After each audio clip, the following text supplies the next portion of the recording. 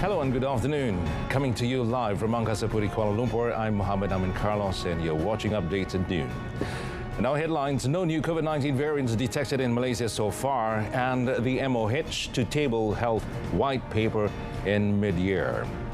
Now the news in full. No new variant of COVID-19 has been detected in the country so far, including the Omicron XBB 1.5 subvariant, also known as Kraken, which is now the most dominant strain in the United States. The Health Director General, Tan Sri Dr. Nur Hisham Abdullah, said to date, most of the positive tests were of the Omicron variant and the BA.5.2 and BF.7 subtypes. The Health DG said the MOH would continue to monitor travellers arriving from abroad, as well as the development of new cases and variants in other countries.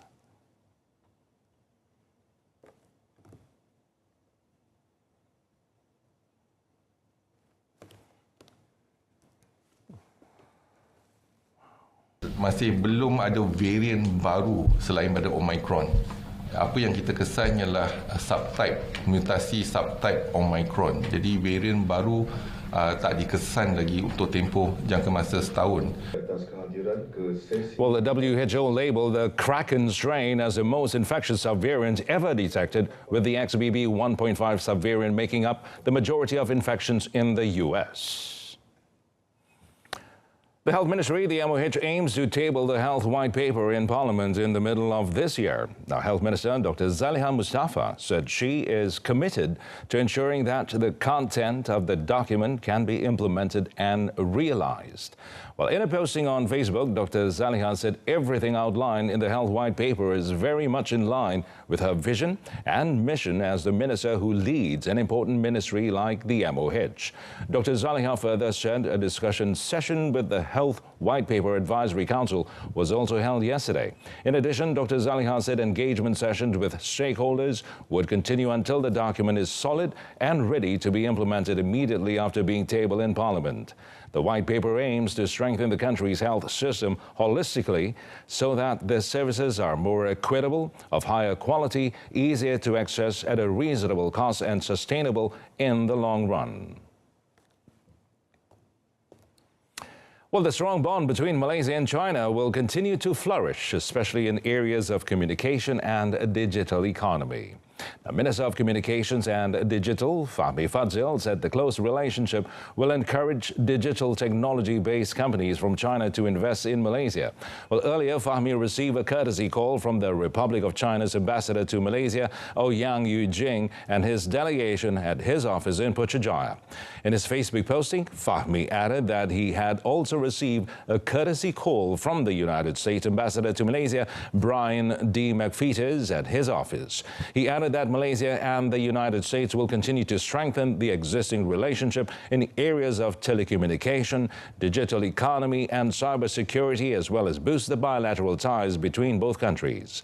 Also present during both meetings was the Ministry of Communications and Digital Secretary General, Dato Sri Muhammad Mentek. The priority to perform the Hajj this year will be given to those who are listed to perform the pilgrimage in 2020, 2021 and 2022 before being followed by those whose turn is in 2023. TH Group Managing Director and Chief Executive Officer Dato Sri Amrin Awaluddin said this was based on the Hajj registration system using the first-come, first-served method, and that TH will issue the offer letters soon. In a statement, he said TH welcomes the decision of the Saudi Arabian government to give a full quota of 31,600 to Malaysia for this year's Hajj season. Well, he said TH had made some improvements to maintain the quality and service and guarantee the safety and health of the pilgrims. He said the online Hajj appeal via the THI Jari platform would also be open with priority given to those who appealed as mahram, and the date will be announced by TH soon. Dato Sri Amrin also advised all prospective pilgrims to attend the 13-week basic Hajj course organized by TH from 25th November 2022 to 17 February this year to equip themselves with knowledge related to Hajj worships and gain an overview of the current atmosphere in the Holy Land. The Domestic Trade and Cost of Living Ministry, KPDN, busted a subsidized diesel smuggling syndicate in a raid on premises in Estate Perindustrian Bemban 3 Batu Gajah, Perak on 7 January. Well, a local man who claimed to be a company supervisor was also arrested at the location during the 2 p.m. raid. Well, KPDN Director General of Enforcement Azman Adam said several tanks, some empty and others filled with diesel fuel, were found at the premises. Now, officers found around 38,000 litres of diesel fuel, motorized pumps, flow meters and other equipment believed to have been used in the diesel fuel smuggling activities upon an inspection of the premises. Now, the diesel fuel and other equipment with an estimated total value of 95,000 ringgit were confiscated for further investigation. Well, he also said the investigation papers have been opened to identify individuals or companies involved in obtaining, smuggling and distributing the diesel. Well, the company will also be investigated under the Anti-Money Laundering, Anti-Terrorist Financing and Proceeds from Illegal Activities Act 2001. Now, on to other news items. A married couple was among 13 individuals detained for their alleged involvement in a drug trafficking syndicate following a series of raids in Kulai and Iskandar Putri. Johor Police Chief Dato' Kamarul Zaman Mahmad said the husband and wife, aged 33 and 29 respectively, as well as 7 local men and 4 women, were detained during a special operation conducted by the State Narcotics Criminal Investigation Department from 6 p.m. on 7 January until 2 a.m. yesterday. Well, he said the married couple was nabbed at a house in Senai on 7 January before a follow-up arrest was made involving 11 individuals. Operandi mereka adalah menjadikan rumah dan juga kenderaan mereka sebagai tempat untuk menyimpan dadah dalam untuk diedar kepada sama ada pengguna tempatan dan juga daripada hasil maklumat yang kita dapati bahawa mungkin juga diedar ke luar negara, ke negara jiran yang berdekatan, tapi masih lagi dalam siasatan kita. Well, he said that during the raid, 74.85 kilograms of compressed ganja, 1,643 ecstasy pills, 9.29 kilograms of heroin and 171 grams of ketamine worth 362,022 ringgit were also confiscated. Now, police also seized 7 vehicles, 3 motorcycles and jewelry worth 10,650 ringgit. Now, all the suspects have been remanded for 7 days beginning 8th January, and the case is being investigated under Section 39B of the Dangerous Drugs Act 1952. Well, a former plantation supervisor pleaded not guilty in the Seremban Sessions Court to 5 charges of trafficking 5 family members for exploitation as forced labor. L. Jayasilan, 51, made the plea after the charge was read out in Tamil before Judge Datin Surita Budin. He was charged with trafficking S. Veerasamy, age 46, and his wife, A. Rajeswari, 39, their 2 children, V. Shashikala, age 19, and V. Anbarasi, 22, and son-in-law, P. Aridasan, 30, for exploitation as forced labor to settle a debt. Now, the offence was allegedly committed at Ladang Bukit Tinggi and Rompin Jumpol between 2008 and November 2021. But the charge was framed under Section 12 of the Anti-Trafficking in Persons and Anti-Smuggling of Migrants or ATIPSOM Act 2007. Jayasilan was allowed bail of 25,000 ringgit with 1 surety and ordered to report himself at the nearest police station once a month. The court set 13 February for mention.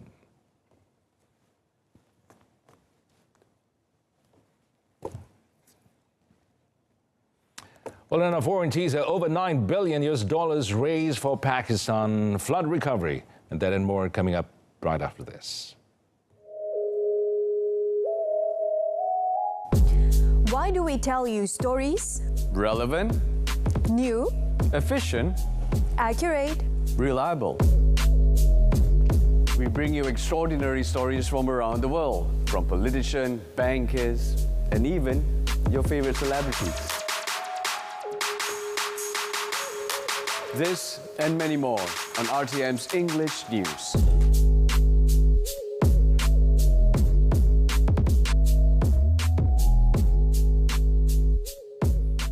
And on to the foreign front. Now, countries should consider recommending that passengers wear masks on long-haul flights, given the rapid spread of the latest Omicron subvariant of COVID-19 in the United States. Well, according to World Health Organization, the WHO officials in Europe, the XBB 1.5 subvariant was detected in small but growing numbers. And WHO's Senior Emergency Officer for Europe, Catherine Smallwood, said passengers should be advised to wear masks in high-risk settings, such as long-haul flights, adding that this should be a recommendation issued to passengers arriving from anywhere where there is widespread COVID-19 transmission. The XBB 1.5, the most transmissible Omicron subvariant detected so far, accounted for 27.6% of COVID-19 cases in the United States for the week ended 7 January. It was unclear if XBB 1.5 would cause its own wave of global infections, but current vaccines continue to protect against severe symptoms, hospitalization and death. Now, measures that could be taken include genomic surveillance and targeting passengers from other countries as long as it does not divert resources from domestic surveillance systems. Others include monitoring wastewater around points of entry, such as airports.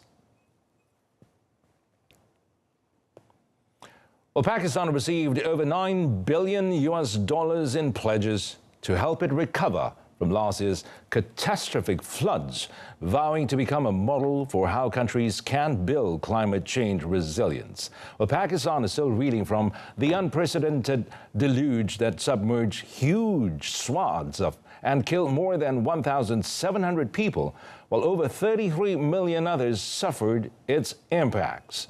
The Resilient Recovery, Rehabilitation and Reconstruction Framework, which Pakistan presented at the United Nations-sponsored conference, calls for $16.3 billion over the next 3 years for the initial efforts to rebuild and improve its ability to withstand future climate shocks. Well, in the end, it received more than $9 billion in pledges, including a promise of 360 million euros from France and $100 million in additional funding from Washington and Beijing. And the World Bank and a range of regional development banks promised billions in loans.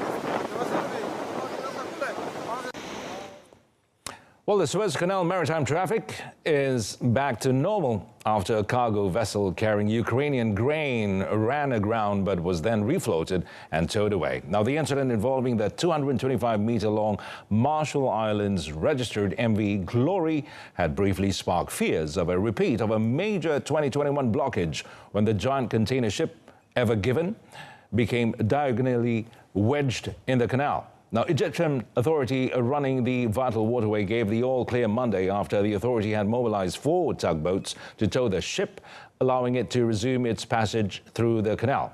Now, the canal is on track to register 51 vessels passing in both directions Monday. And smooth traffic through the Suez Canal is vitally important for Egypt, which is currently battered by an economic crisis that has seen the currency lose 75% in value in less than a year. The leaders of the United States, Mexico and Canada sought to deepen regional economic integration and boost cooperation in clean energy in talks on Tuesday, despite simmering trade tensions. Well, Mexican President Andrés Manuel López Obrador welcomed his U.S. counterpart Joe Biden and Canadian Prime Minister Justin Trudeau at the National Palace in Mexico City for 3-way talks known as the Three Amigos Summit. Now, meeting Trudeau on the sidelines, Biden said the countries had unlimited economic potential when they worked together, promising to visit Canada in March for the first time as president. Now, strengthening regional supply chains would mean that no one can arbitrarily hold them up, or a pandemic in Asia caused the countries to not have access to critical elements that they need to do everything from build automobiles to so many other things. Biden revived the Three Amigos talks in 2021, seeking to restore normalcy to the 3-way partnership after his predecessor, Donald Trump, shelved the regional summit. But relations between López Obrador and Biden have not been entirely smooth. Mexico faces a formal trade complaint from the United States and Canada under a North American trade deal. Now, Washington and Ottawa say López Obrador push to boost the state's role in the energy industry hurts foreign investors and hinders the development of clean energy. Peru announced a curfew in the southern Puno region and in a bid to suppress violent protests, a day after 18 people were killed in clashes between demonstrators and security forces. The Prime Minister Alberto Otarola said the three-day nighttime curfew would run from 8 p.m. to 4 a.m. Now, in total, 40 people have been killed over a month of protests demanding the departure of President Dina Boluarte, who took over after the ouster and arrest of then-President Pedro Castillo on 7 December. Now, most of the bloodshed there took place when protesters tried to storm the airport in the city of Hualiaca that was being guarded by security forces. The government has defended the actions of the security forces in Hualiaca, claiming those guarding the airport faced down and organized an attempted coup by thousands of demonstrators. But UN Human Rights Office spokesperson Marta Hurtado called on authorities to carry out prompt, impartial and effective investigations into the deaths and injuries, holding those responsible to account and ensuring victims receive access to justice and redress. The European Union warned online giant TikTok to respect EU law and ensure the safety of European users' data as the video-sharing app's CEO met with top officials in Brussels. TikTok, whose parent company ByteDance is Chinese, has come under fierce Western scrutiny in recent months over concerns about how much access Beijing has to user data. Now, the EU has also stepped up its fight against disinformation with a strengthened code of practice, and EU Vice President Vera Joara said TikTok would deliver a first report on the issue by the end of January, adding transparency will be a key element. Jourova also warned TikTok and others must swiftly get ready for compliance with the new EU digital rulebook. Well, space sector bosses on Tuesday said they were disappointed by the failure of the country's historic first attempt to launch satellites from UK soil, but pledged to investigate and try again. Now, the failure of the mission late on Monday is a blow to the UK's fledgling space sector.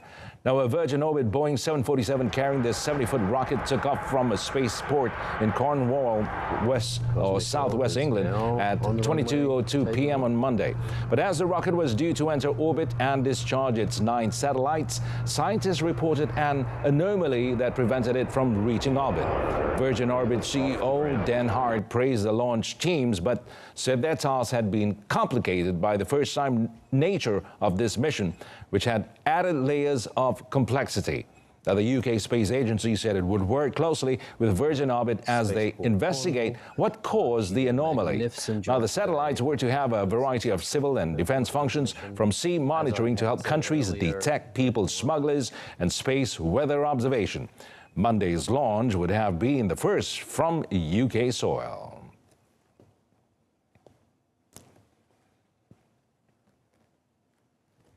Well, Prince Harry's Spare became the UK's fastest-selling non-fiction book ever, its publisher said yesterday, after days of TV interviews, leaks, and a mistaken early release of the memoir containing intimate revelations about the British royal family. Now, Harry's book has garnered attention around the world with its disclosures about his personal struggles and its accusations about other royals, including his father, King Charles, his stepmother, Camilla, and elder brother, Prince William.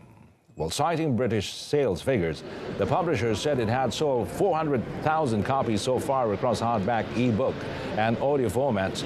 Now, despite the lack of queues, Waterstone Bookshop said there had been strong pre-orders for the memoir, which currently ranks as the bestseller on Amazon's UK, US, Australian, German, and Canadian websites. Now, Spare is the latest revelatory offering from Harry and his wife Meghan since they stepped down from royal duties in 2020 and moved to California to forge a new life, and follows their Netflix documentary last month. But the royal family has not commented on the book or the interviews and is unlikely to do so. Now, extracts from the book were leaked last Thursday when its Spanish language edition also went on sale by mistake in some bookshops in Spain. Harry speaks of his grief and growing up after the death of his mother, Princess Diana, when he was just 12, his use of cocaine and other drugs to cope, well, how he killed 25 Taliban fighters while serving as a soldier in Afghanistan. He also reveals a heated row with his brother, William, the heir to the throne, saying his brother knocked him over, and how they had both begged his father not to marry Camilla, who he wed in 2005 and is now the Queen Consort.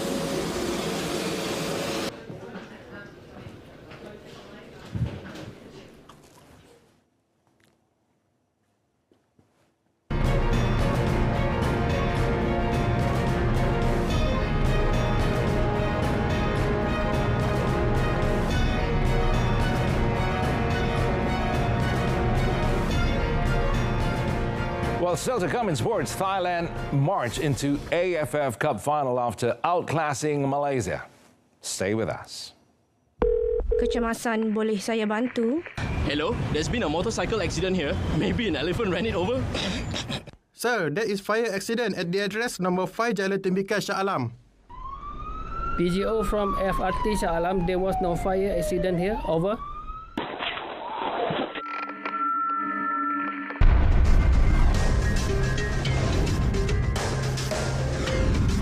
MERS 999. Use it wisely. Well, the AFF Cup defending champions Thailand have qualified for the final after beating Malaysia 3-0 in the second leg semi-final match at the Thammasat Stadium last night. Well, Thailand overcame the one-goal deficit they picked up during their 0-1 first leg semi-final defeat on 7 January, outclassing the Malaysian team last night to secure an overall 3-1 aggregate victory. Well, the home team grabbed the lead through a lovely header by Tirasil Dangda, who beat defenders Sharul Nazim, Zulpakar and Dominic Tan to slot in Thailand's first goal in the 19th minute. Well, Malaysia was still very much in the game in the second half as they looked for ways to equalize through the introduction of substitutes Lee Tak and V. Ruventhiran. But that was not enough to stem the rise of Thailand, and the Malaysians were punished for not marking Boydin Pala well, allowing him to score off a cross by Ikanit Panya in the 55th minute. Well, the third substitution in the 67th minute, which saw Malaysia's Muhammad Safawi Rasid replacing Muhammad Fazli Mazlan, failed to stop Thailand from securing their third and final goal of the match as Adisak Kairson pounced on the loose ball to score in the 71st minute.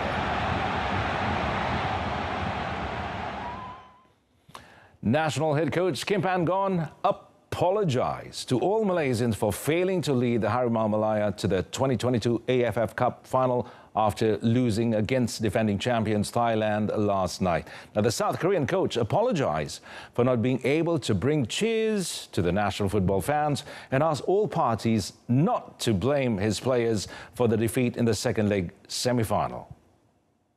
Well, he said that if there is a problem that leads to the defeat of the national team, it should be directed to him as an individual who is fully responsible. Now, last night's victory allowed Thailand to advance to the final on a 3-1 aggregate and will face two-time champions Vietnam in Hanoi this Friday before playing at home next Monday. Meanwhile, Thailand head coach Alexandre Polking summed up the two semi-final matches that the War Elephants went through to reach the final as amazing. Last night's victory ended Thailand's winless record against Malaysia after 6 matches since 2018. Thailand is the most successful team in the AFF Cup campaign since the inaugural event in 1996, after they emerged champions 6 times after appearing in 9 previous editions of the final. Selangor FC head coach Tan Cheng Ho is still planning to recruit new players to strengthen his team for the upcoming 2023 Malaysia League, also known as the M-League season, even after scoring 3 local players so far. Now, he said the Red Giants were keen on signing some important, or rather import players before the transfer window is closed by mid-February. Now, Cheng Ho, however, refused to reveal further details about the positions he wanted to fill. The import players that Selangor FC are retaining for this season are Yazan Al-Arab, Richmond Ankara, Alex Aryakwa and Hein Huet Ong, while the local players they are bringing in are Muhammad Faisal Abdul Halim, V. Ruben Theron and Ahmad Kuzaimi PE. Now, Selangor FC recently announced Cheng Ho as head coach and Ramon Marcot as second assistant coach and are planning several friendly matches to prepare the team for the upcoming season. Well, according to Cheng Ho, pre-season training has begun, but only several players are involved, while the rest are still playing for the national team in the ASEAN Football Federation or AFF Cup. National top women's doubles pair Pearly Tan and M. Tina suffered a surprise defeat in the first round of the Malaysia Open Badminton Championships at the Axiata Arena, Bukit Jalil. Now, the world number 6 pair crashed out of the BWF World Tour Super 1000 tournament in straight sets, 19-21, 14-21 to Bulgarian siblings Gabriela and Stefani Stoeva. Despite doing well early on in the first set, the Malaysian pair lost their focus when the Bulgarian pair raced ahead with 14-11 and closed the set with 21-19. Now, into the second round, the 8-seeded pair submit to the pressure exerted by Gabriela and Stefani, who were playing more aggressive and seal Pearly and Tina defeat with 21-14.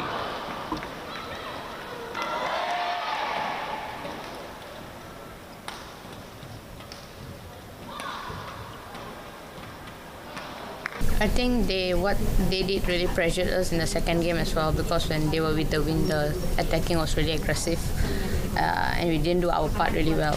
So I think these are the things we need to go back and work on. Firstly, we just want to give our very best in every match in training, but yeah, it doesn't work, so we go back, have to work more harder. Well, this was Pearly and Tina's second meeting with the Stoeva sisters since their victory at the 2021 Switzerland Open.